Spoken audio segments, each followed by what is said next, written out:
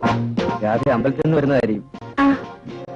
ഞാനും അത്യാവശ്യത്തിന് ഇത്തിരി ഭക്തിയെ കാണിക്കുന്ന കൂട്ടത്തില. രാധേ, എനിക്ക് രാധയോട് ഒരു കാര്യം പറയാനുണ്ടായിരുന്നു. അതിവിടെ വെച്ച് എങ്ങനെ പറയുമെന്ന് അത്രയ്ക്ക് ധൃതിയായോ? അതോ എന്നോട് സംസാരിക്കുന്നതിന് ഇഷ്ടമില്ലാത്തതുണ്ടോ? അതല്ല, പിന്നെ ചേട്ടനെങ്ങാനും ഇവിടെ വരും. അപ്പോൾ ആ പേടിയേ ഉള്ളൂ. ഗുഡ്. ഇപ്പോൾ രാത്രി പോയിക്കോളൂ. നാളെ ചേട്ടൻ പോയി കഴിഞ്ഞ് വീട്ടിലേക്ക് വരണം. അപ്പോൾ പറയാം.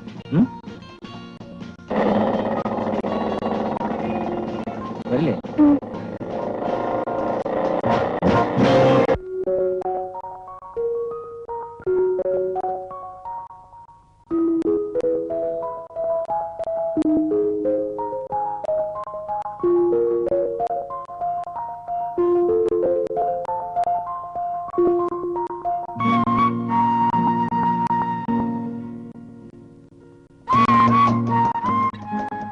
രാധ പറഞ്ഞു പറ്റിച്ചെന്ന് ഞാൻ നോക്കുമായിരുന്നു.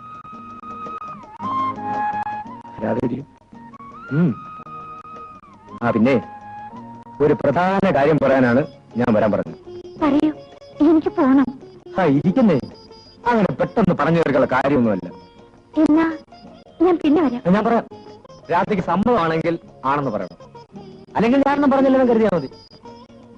രാധയെ കണ്ട നിമിഷം ഞാൻ തീരുമാനിച്ചു വെച്ചാണ്. എന്താ? രാധയെ എന്റെ ജീവിത പങ്കാളിയാക്കണം.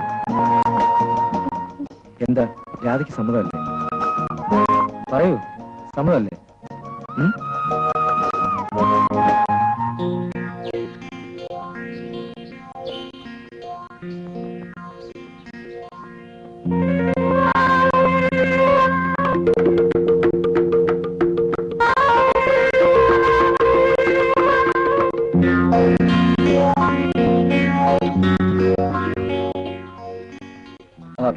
സോറി, പുറത്തു നിന്ന് കുറെ നേരമായി വിളിക്കുന്നു.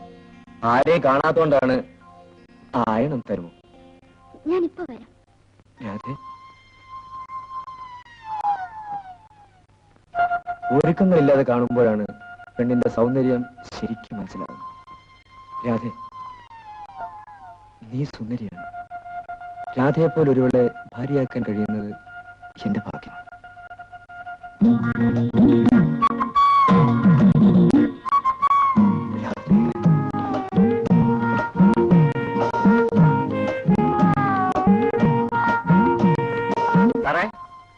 സാറേ,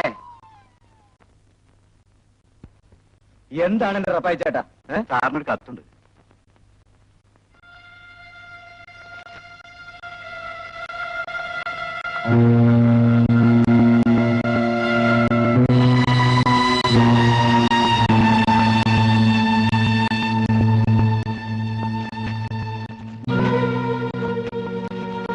നാശം കത്താക്കാൻ വേണ്ട സമയം.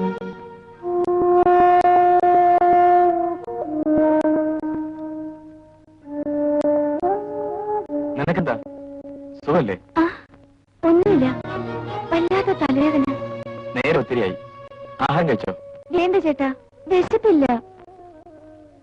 അയ്യേ, ചെറിയൊരു തലവേദന വെച്ച് പട്ടിണി ഇടന്നാലോ? വാ, ഞാൻ വിളമ്പിത്തരാം.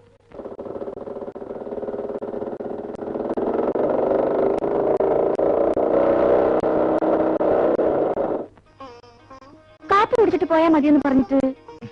വേണ്ട, എനിക്ക് അല്പം തിരക്കുണ്ട്. നീ എന്താ പിന്നെ ഇങ്ങനെ നോക്കുന്നത്? ഒന്നുമില്ല. പിന്നെ ഞാൻ പോയിട്ട് വരാം.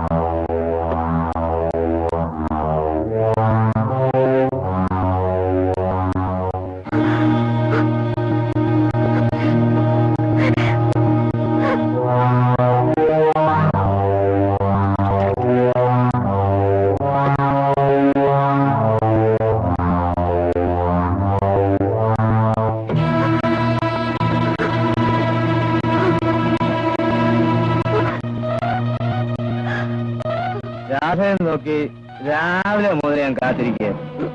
നീ എന്താ വരായിരുന്നു? എന്നോട് അത്രയ്ക്കേ സ്നേഹമുള്ളൂ അല്ലേ? രാധ എന്താ ഒന്നും മിണ്ടാത്തത്? അതറിയാവുന്നതുകൊണ്ടാണല്ലോ ഞാൻ വന്നത്. എന്റെ രാധയോടൊന്ന് തനിച്ച് സംസാരിക്കും. വഴട്ടെന്ന് വന്നാലേ ഞാൻ നിന്നെ കല്യാണം കഴിക്കാൻ പോകുന്നു തുറന്നങ്ങ് പറയും. എന്ത് പറ്റിയെന്നോ? നിങ്ങൾക്ക് എത്ര കാമുകിമാർ വേണം? നിങ്ങൾ എത്ര പേരെ കല്യാണം കഴിക്കും? എങ്ങനെ പറഞ്ഞു എന്നല്ലേ? നിങ്ങൾ എന്നെ ചതിക്കായിരുന്നു. പഞ്ചാര വാക്കുകൾ പറഞ്ഞ് പല വീശുകയായിരുന്നു.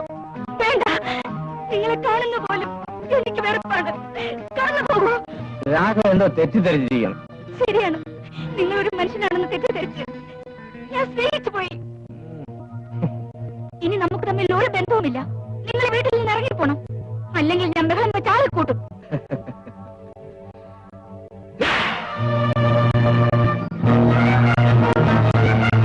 നീ അത്രയ്ക്ക് പതിവ്രതയൊന്നും ആകെ.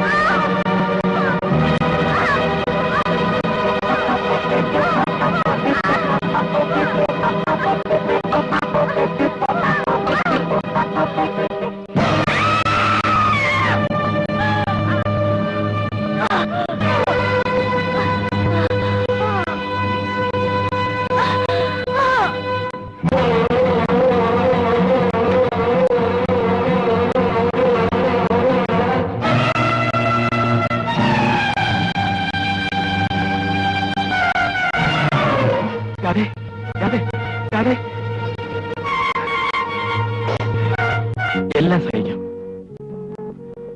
എനിക്കെതിരെ ഉന്നയിക്കപ്പെട്ട കുറ്റം എന്താണെന്നറിയോ?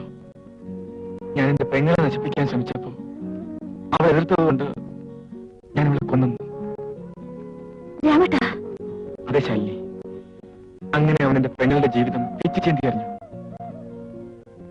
എന്നെങ്കിലും ഒരിക്കൽ ഞാൻ അവനെ കണ്ടുമുട്ടും. ഒന്ന് എല്ലാം വിധിയാണെന്ന് കരുതി സമാധാനിക്കാൻ ശ്രമിക്കൂ. ശ്രമിച്ചു ശാലിനി, പക്ഷേ കടലിലെ തിരകളെ പോലെയാണ് മനസ്സിലെ ഓർമ്മകൾ. ഒരിക്കലും മരിക്കില്ല. ശരിയാണ്, പക്ഷേ ചിലപ്പോൾ ചിലരെല്ലാം മറക്കാൻ കഴിഞ്ഞില്ലെങ്കിലും മറന്നെന്ന് നടിക്കണം. എന്നെപ്പോലെ ഉപദേശിക്കാമെന്ന് കരുതരുത്. കഴിഞ്ഞത് കഴിഞ്ഞു, ഇനി പ്രതികാരവുമായി നടന്നിട്ട് കാര്യമില്ല. രാമട്ട്